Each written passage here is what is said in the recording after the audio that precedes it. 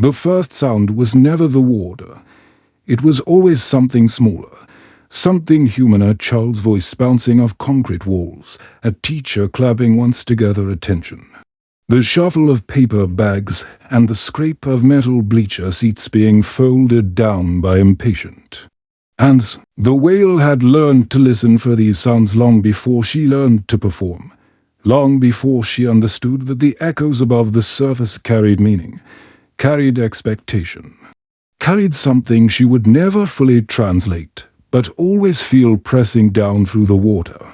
Like weather. On that particular morning, the sound arrived earlier than usual.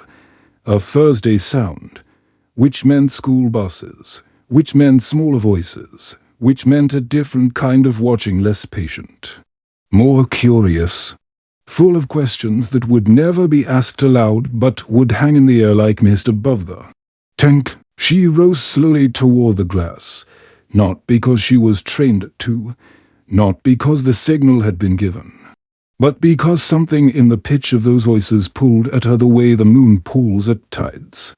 Invisible and undeniable, a man stood near the front row, older than the teachers, older than the parents, his hands resting on the railing as though he needed it to stay upright, and when his eyes met the glass, when they found her shape moving through the blue, something in his face changed in a way that made her pause. If you stay until the end, you will understand why she paused, why this moment mattered more than any trick she ever performed, and why some stories only reveal their meaning to those who refuse to leave before the silence speaks.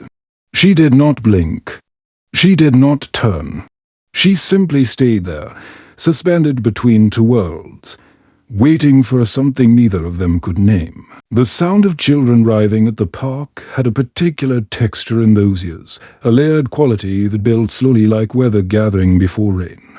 First came the distant rumble of buses pulling into the parking lot, engines idling with that low mechanical patience that seemed to belong to another era entirely. Then the doors would open with their pneumatic hiss, and the voices would spill out not all at once, but in waves, each wave carrying its own frequency of excitement, nervousness, and the peculiar restlessness that belongs only to children who have been sitting too long in confined spaces. Teachers called out instructions that echoed off the concrete buildings, their words becoming indistinct before they reached the water, blending with the shuffle of sneakers on pavement and the rustle of paper lunch bags already being opened. Despite the rules, the whale had learned to measure time by these sounds. She knew when the first groups would appear at the windows by the rhythm of approaching footsteps, knew when the shows would begin by the way the ambient noise shifted from scattered chaos to focused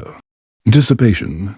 On days when the crowds were large, the sound became almost physical, a pressure that traveled through the walls and into the water, vibrating against her skin like an invisible current. She would position herself accordingly, finding the spots in the tank where the vibrations were softest, where she could observe without feeling overwhelmed by the collective energy of hundreds of human hearts beating in concentrated proximity, the bleachers filled in patterns she had memorized over years of observation. School groups always clustered together, their matching T-sets creating blocks of color that shifted and reformed as children traded seats and argued over who would sit closest to the glass. Families arrived in smaller configurations, parents carrying bags filled with supplies for every possible emergency, grandparents moving more slowly towards seats in the shade, teenagers already distracted by devices that had not existed when the whale first arrived at the park. The older visitors were the ones she noticed most, perhaps because they moved differently, or perhaps because they looked at her differently, not with the hungry curiosity of children who expected entertainment, but with something quieter, something that felt almost like recognition. They would sit in the upper rows where the crowds were thinner, their eyes following her movements with a patience that matched her own. Some of them had been coming to the park for decades. Some of them remembered when the tanks were smaller, when the shows were simpler, when the relationship between human and whale had not yet become complicated by questions that would later make the Who, the world, uncomfortable. They carried these memories visibly, in the way they held their bodies, in the way they leaned forward when she surfaced, in the way they sometimes wiped their eyes when they thought no one was looking.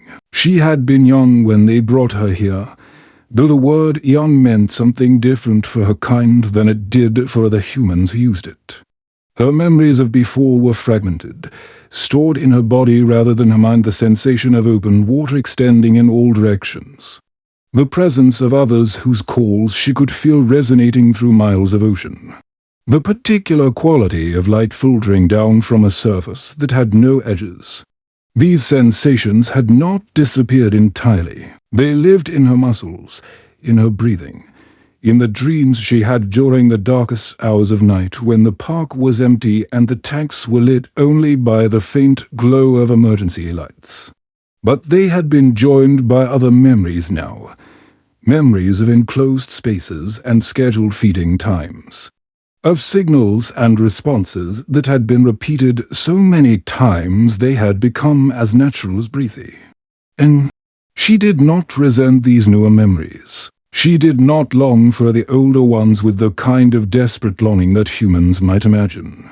She simply carried both, the way any creature carries the accumulated weight of its life, and she continued forward through the water because that was what living required. The first child who refused to clap arrived on a Tuesday morning in early autumn, when the air above the tank had that particular crispness that signaled the changing season. The child was perhaps 7 or 8 years old, small for her age, with dark hair pulled back in a practical ponytail and eyes that seemed too serious for someone who had come to see a show. She sat in the second row with her class, surrounded by the usual chaos of field trip excitement, children trading snacks, children comparing souvenirs from the gift shop, children asking teachers questions that would never be fully answered. But this child sat still. She held a small notebook on her lap, the kind with lined pages and a cardboard cover that bent easily at the corners. And she held a pencil in her right hand, as though preparing to take notes on something important. When the music started and the trainer walked out onto the platform, when the crowd began its enthusiastic applause, the child did not move. Her hands remained on the notebook. Her eyes remained fixed on the water. The whale noticed this stillness the way she noticed any break in expected patterns. She had learned to read audiences the way some creatures learn to read weather, sensing shifts in collective energy that predicted what would come next. This child's stillness was unusual enough to register, to file away in the part of her awareness that tracked anomalies. The show proceeded as it always did, with the sequence of behaviors that had been refined over years of repetition. The whale performed each movement precisely, hitting her marks with the practiced efficiency of someone who had done this work so many times that it required almost no conscious thought. She breached on command, sending walls of water cascading over the splash zone where children screamed with delighted horror. She balanced on her tail, suspended vertically in the water for exactly the number of seconds the routine required. She accepted fish from the trainer's hand with the gentleness that always surprised first-time visitors, who expected something more dramatic from a creature of her size. Throughout the performance, she was aware of the child in the second row, the one who was not clapping, the one who was watching with those two serious eyes and occasionally writing something in her notebook. The whale could not know what the child was writing. She could not know that the child was trying to capture in words something she had never learned to say aloud, a feeling of wrongness, of sadness, of questions that would take years to fully form into coherent thoughts. But she knew the child was different. She knew that among the hundreds of faces watching her that morning, this one face was watching differently. The old man who would become important ride on a Sunday afternoon. During the last show of the day, when the crowds were smaller and the light came in at lower angles through the windows above the tower. Okay. He walked slowly down the steps of the bleachers, one hand on the railing, his other hand pressed against his chest as though checking for something important. He wore clothes that belonged to an earlier decade, a windbreaker with a logo that had not been manufactured in years, sneakers that were scuffed but clean. A baseball cap pulled low over eyes that squinted against the reflected light from the water. He chose a seat in the front row, directly in front of the main viewing window, and he sat down with the careful deliberateness of someone conserving limited energy. When he looked at the tank, when his eyes found the whale moving through her pre-show patterns, his face performed the same change she had witnessed in others, but rarely understood a softening. A recognition, a visible shift from the person he was in the world outside to the person he became in her presence. He did not wait for the show to begin. He simply watched her, and she found herself moving toward the glass without knowing why, drawn by something in his posture, in his patience. In the way, he seemed prepared to wait for as long as waiting required. The shows continued through seasons that blended together in her memory, each one indistinguishable from the last except for small details that only she would notice. The composition of crowds shifted gradually over the years. Fewer school groups came as budgets tightened and priorities changed. More families arrived with professional cameras that could capture movements too fast for human eyes to follow. The trainers changed too, some moving to other parks, some leaving the industry entirely, some aging out of the physical demands of the work and transitioning to administrative roles. Behind the scenes, the whale adapted to each change with the flexibility that had allowed her kind to survive for millions of years in waters far more challenging than this. She learned new trainers' rhythms and preferences. She adjusted to new routine sequences that were introduced with great fanfare and then quietly abandoned when they failed to generate the expected excitement. She accepted the gradual changes in her tank mates' new rivals who would not survive, departures that were never explained but always felt as absences in the water. The child with the notebook grew older in her imagination. She could not know if that specific child ever returned to the park, could not track individuals through the thousands of faces that passed before her each week. But she created a story in her mind, a story in which the child continued growing, continued asking questions, continued holding that particular stillness while the world around her expected performance and enthusiasm. In the whale story, the child became a young woman who studied marine biology, who wrote papers about cetacean consciousness, who appeared on news programs arguing for the closing of parks like this one. This was not prophecy or psychic connection. It was simply the whale's way of making sense of patterns she observed, the gradual change in public sentiment, the protests that occasionally gathered outside the park's gates, the journalists who came to document not the entertainment but the controversy. The child became a symbol in the whale's internal narrative, a representative of the shifting tide that she could feel approaching even if she could not fully understand its implications. The old man returned 3 weeks after his first visit, this time on a weekday afternoon when the park was nearly empty.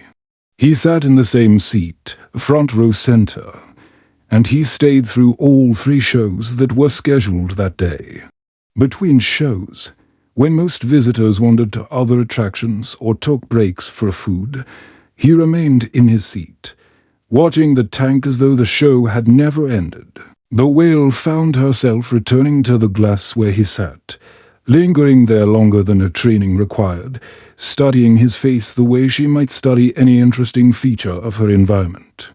He seemed to understand that she was looking at him specifically, that her attention had focused in a way that went beyond the general awareness of performing for Crowds. He raised his hand once, palm pressed against the glass, and held it there until she approached and aligned her eye with his position.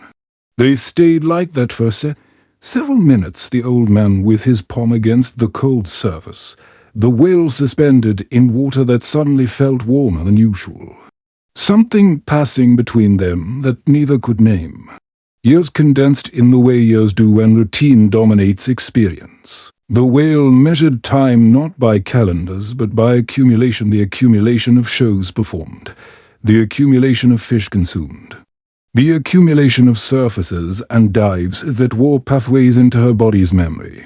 She noticed the changes in her own movements before the trainers did, felt the subtle stiffening of joints that had once been fluid, the slight delay between intention and action that would eventually become visible to anyone paying attention.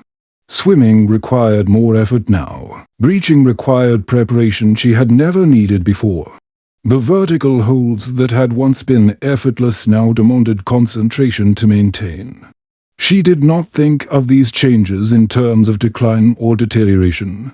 She thought of them, when she thought of them at all, as simply the natural consequence of being alive for as long as she had been alive. Everything that persists changes.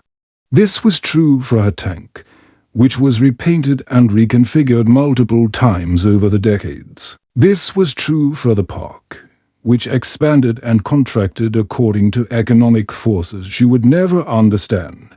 This was true for the water itself, which was treated and recycled and maintained at temperatures that varied slightly from year to year based on systems she could not see.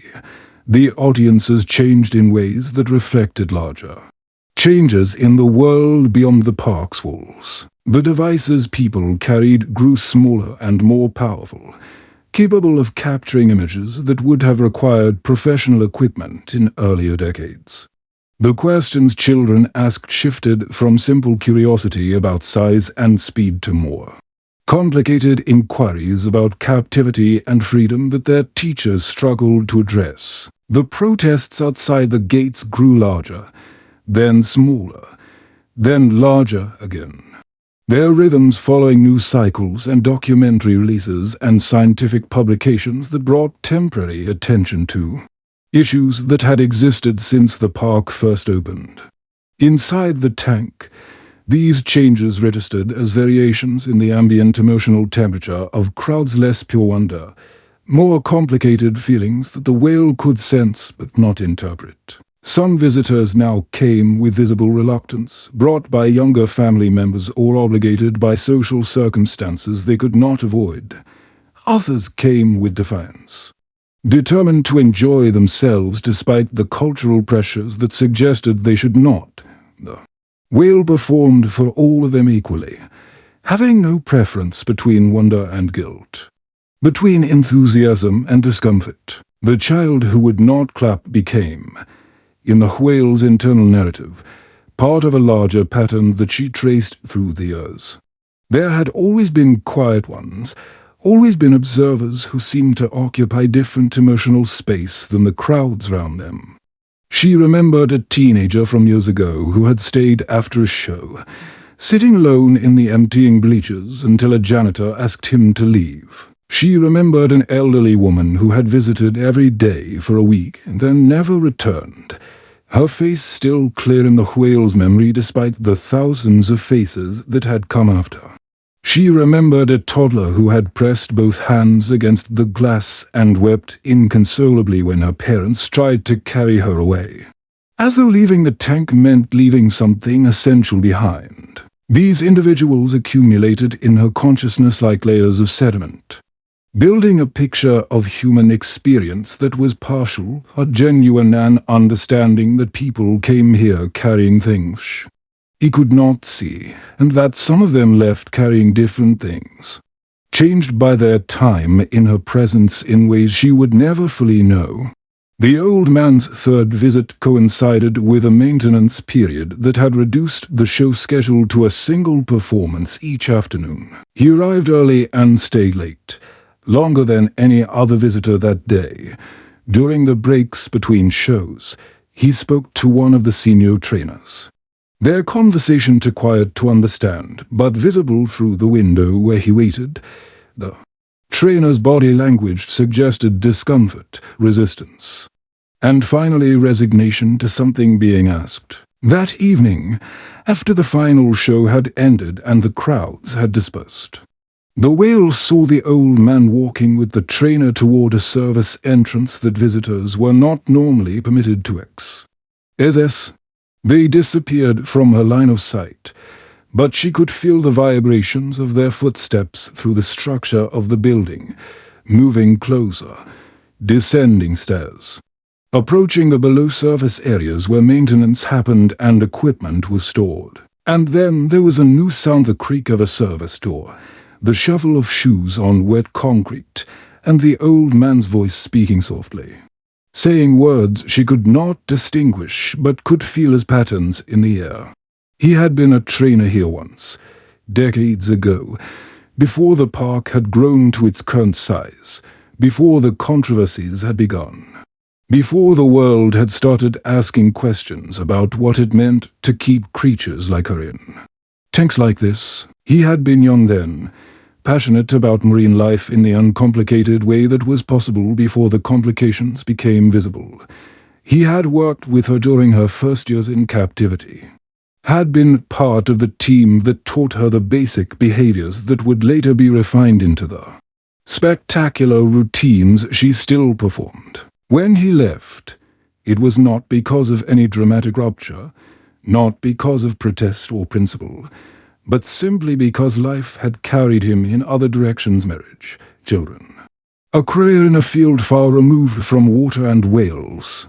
He had thought about her over the years, wondered if she was still alive, wondered if she would remember anything from those early days when both of them were still figuring out what their lives would become. The park had changed so much that he almost did not recognize it when he returned.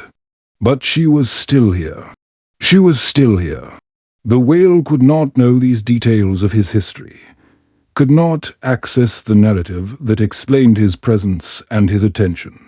But she sensed something in him that triggered recognition, something in his scent or his sound or the particular frequency of his heartbeat that connected to memories she carried in her body rather than her conscious mind. When he appeared at the underground window, the service window that allowed maintenance workers to observe the tank from below, she approached without hesitation, descending to a depth she rarely visited during performances, aligning herself with the small rectangular glass that framed his face. He looked different from this angle, smaller, older, more fragile than he had appeared from the bleachers above. He pressed both hands against the window the way visitors often did at the main viewing areas, but here, in this private space, the gesture felt more significant. There were no crowds to perform for. There was no show to conduct. There was only the two of them, separated by glass that suddenly seemed both impossibly thin and impossibly thick, communicating in whatever limited way to such different creatures could communicate. He came back every week after that, sometimes twice a week when his health permitted. The park administration learned of these visits and initially resisted, citing regulations and liability concerns that had accumulated over years of operating in an increasingly cautious legal environment. But the old man persisted, and someone in the organization eventually decided that accommodating him was easier than continuing to refuse. He was given limited access to the service areas during off-peak hours, always accompanied by a staff member who monitored his interactions and ensured he did not interfere with operations. These visits became part of the whale's routine, something she anticipated the way she anticipated feeding times and show schedules. She would position herself near the service window when she sensed his approach, would remain there as long as he stayed, would feel something shift in her body when he finally turned to leave. It was not love, exactly, not in the way humans understood that word. It was something older and simpler: recognition, connection, the comfort of familiar presence in an environment that offered little true familiarity. The decline that she had been sensing in her own body became visible to others gradually, in ways that triggered meetings and consultations and decisions made in rooms she would never see. Her movements lost their former fluidity. Her timing during shows became inconsistent, requiring adjustments from trainers who had never known her to need adjustment. The veterinary staff increased their monitoring, running tests and collecting samples and generating reports that documented what she had known in her muscles for years: that she was aging, that she was slowing, that the accumulated stress of her life was expressing itself in ways that could no longer be managed through routine care. The shows were modified to reduce physical demands. New animals were brought in to share the performance load, younger whales who would eventually take her place in the routines that audiences expected. She watched these changes happening round her with the same acceptance she had brought to every other change in her life. This was simply what came next. This was simply what living meant, when living lasted long enough. The last time the old man visited, the weather had turned cold enough that his breath was visible in the air above the tank. He had been absent for whole weeks, his own health having deteriorated in ways that made the journey to the park increasingly difficult. But he had made the trip one more time, moving even more slowly than before, leaning more heavily on the railing as he descended the stairs toward the service entrance. The staff member who accompanied him that day was new, unaware of the history that connected this visitor to the whale he had come to see. She explained the regulations in a bored voice, listed the prohibited behaviors, handed him a form to sign that absolved the park of responsibility. He signed without reading, his attention already focused on the tank beyond the window, on the shape he could see moving through the water toward him. When he reached the glass, when his hands pressed against it one final time, she was already there, suspended at a level, watching him the way she had watched him for months. The way she might have watched him decades ago, when both of them were young and neither knew what their lives would become. Something passed between them, and that final meeting that neither could explain and neither would forget. He stayed longer than usual, his hands pressed against the glass until his arms trembled with the effort of holding them up. She stayed with him, matching his stillness with her own, refusing to move away even when the staff member indicated that their time was ending. When he finally lowered his hands, when he finally turned to begin the long climb back to the surface world, he paused at the doorway and looked back one more time. She had not moved. She was still there, still watching, still holding the position that allowed their eyes to meet across the barrier that had always separated them. Then he was gone, his footsteps fading into silence, the door closing behind him with a sound she would remember longer than any applause she had ever received. The shows continued without him. The seasons turned. The crowds came and went, smaller now than in previous years. Their composition shifted toward tourists and out-of-state visitors as local populations grew increasingly conflicted about supporting her. Park. The whale performed when she was able, resting when she was not, adapting to the reduced expectations that now governed her participation. She thought about the old man sometimes, wondered if he was still alive somewhere in the world beyond the walls, wondered if he thought about her too. She had no way of knowing that he had passed away peacefully, in a hospital room decorated with photographs of the ocean, 3 months after their final meeting. She had no way of knowing that among his final possessions was a small, faded photograph of a young trainer standing beside a tank, a whale's fin visible in the background. Both of them caught in a moment from decades earlier when the future was still unwritten. The window became her anchor in those final months, the service window where he had stood so many times. She returned to it daily, descending to the depth where his face had appeared, pressing her eye close to the glass as though he might somehow return.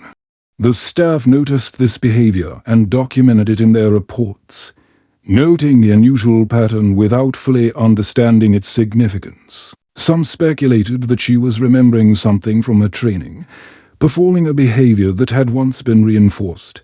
Others suggested medical explanations.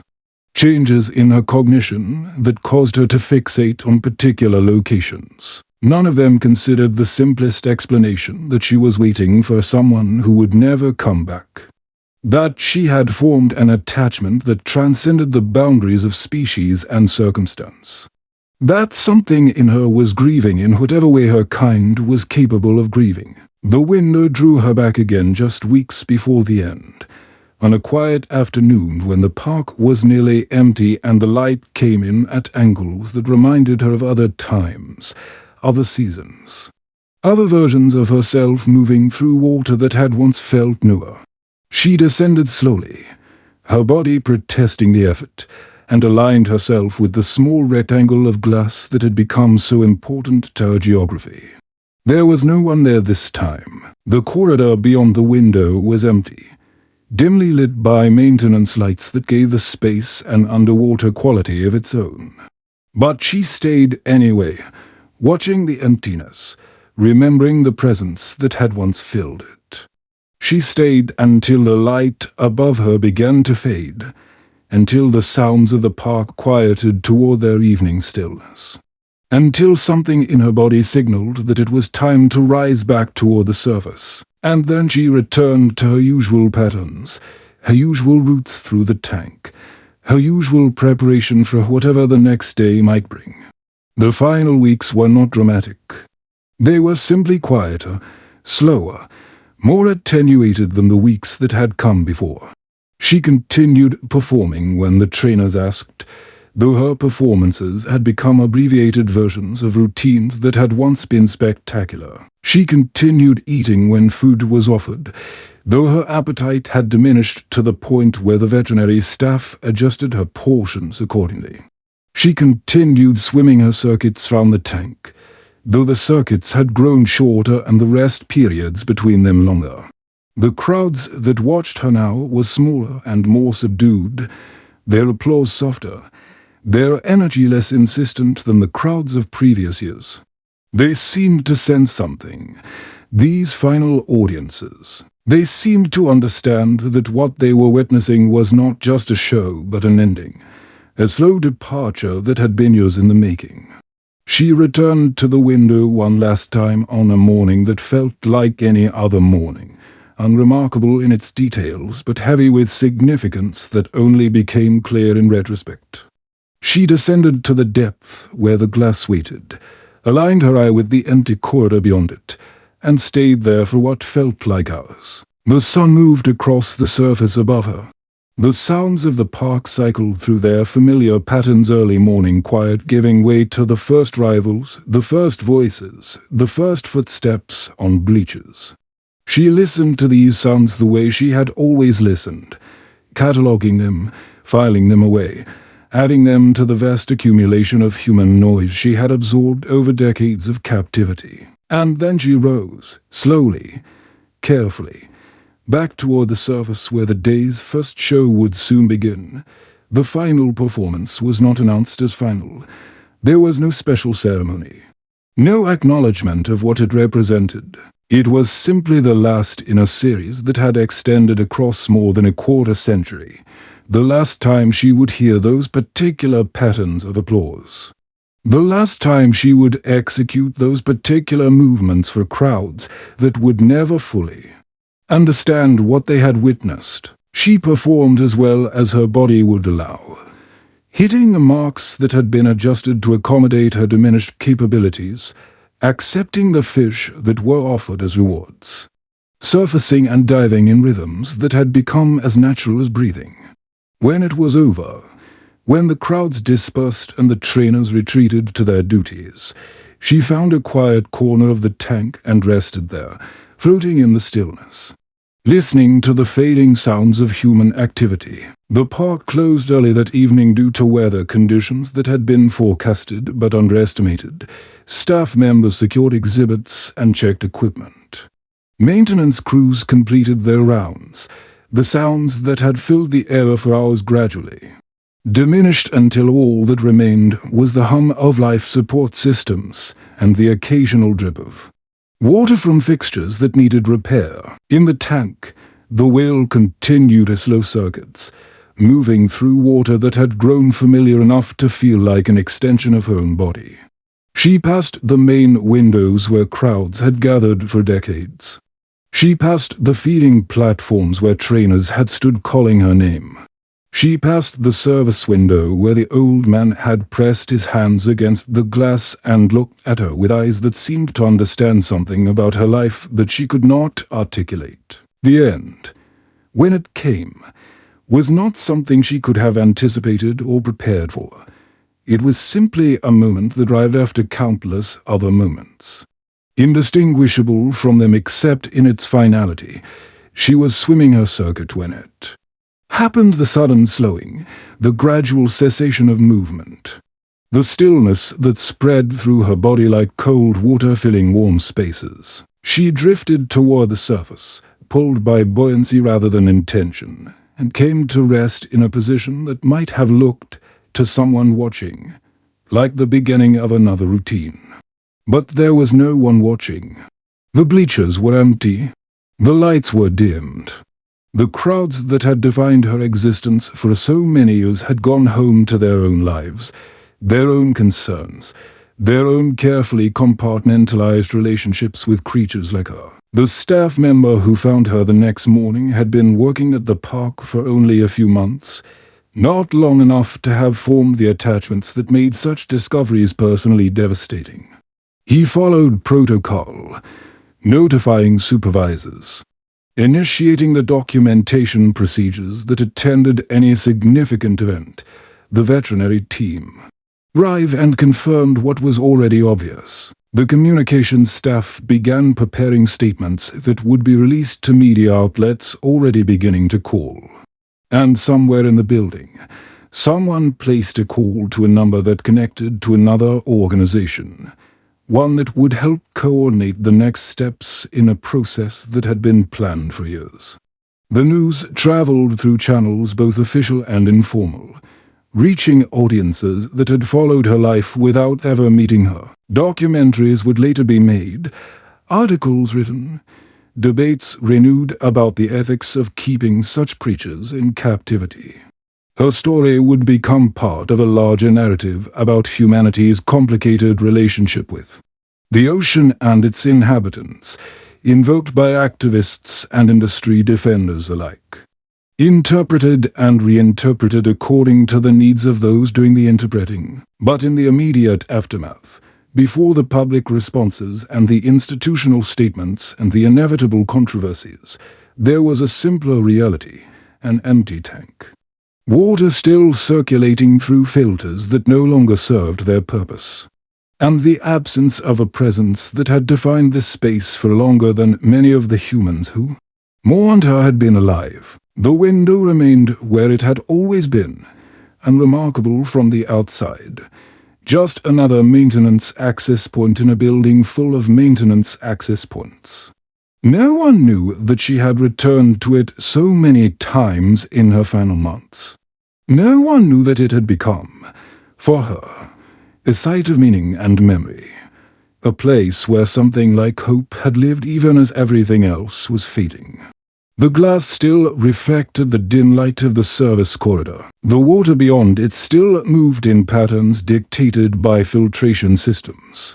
But she was gone now, and with her went the only perspective that could have explained why this particular rectangle of glass had mattered more than all the spectacular viewing windows where crowds had gathered and applauded and photographed and departed, carrying pieces of her story away with them into lives she would never see. The park reopened after a period of mourning that was mandated by public relations considerations rather than genuine grief. New animals were introduced. New shows were developed. New narratives were constructed that acknowledged the past while insisting on an improved future. Visitors returned, their numbers gradually recovering as controversy faded into background noise. Children who had never known her sat in bleachers that had once been filled by other children who had grown into adults with complicated feelings about what they had witnessed. The cycle continued as cycles always continue, each generation discovering the park for itself. Each generation forming its own relationship with the creatures it contained. But somewhere in the storage of institutional memory, in the files and records and documented observations that accumulated over decades of operation, the story of the whale who returned to the window remained. It was not a story that would ever become central to the park's narrative, too small, too strange, too difficult to explain to audiences who expected more dramatic tales of triumph or tragedy. But it was there, waiting for whoever might eventually find it, whoever might eventually understand that the most important moments in any life are often the ones that happen when no one is watching. She had come to the window twice, as if her story was not finished. And in some sense, it never would be. Stories like hers do not end when their subjects end. They continue in the memories of those who witnessed them, in the questions that remain unanswered, in the strange and persistent feeling that something meaningful happened here, even if we cannot quite articulate what it was.